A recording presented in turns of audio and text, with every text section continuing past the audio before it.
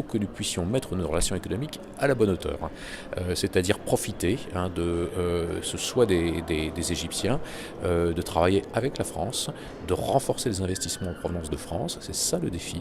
Et le défi, c'est de pouvoir inciter les entreprises françaises à bénéficier d'un contexte extrêmement favorable pour elles, pour qu'elles viennent s'intéresser à l'Égypte, d'où ce colloque que nous organisons aujourd'hui à Marseille, destiné aux entreprises de Provence, Alpes-Côte d'Azur, de la ville de Marseille, pour les inciter justement à tirer parti des opportunités qui se présentent sur le marché égyptien.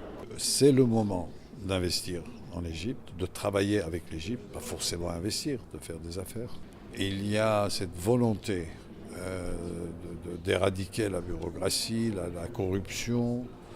Et puis, il y a en face d'énormes projets comme la zone économique du canal de Suez, comme 19 sites industriels, 13 nouvelles villes, il y a la capitale administrative.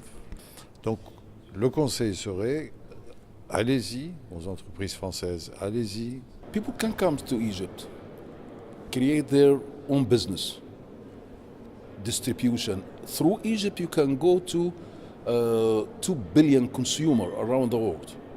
We have to explain to them. We have to tell them what opportunity they are there, and they can understand. And then we can have them there. They can come to visit first, to see, and to discuss. Then it's opportunity for them, and it is as I said, it's a win-win.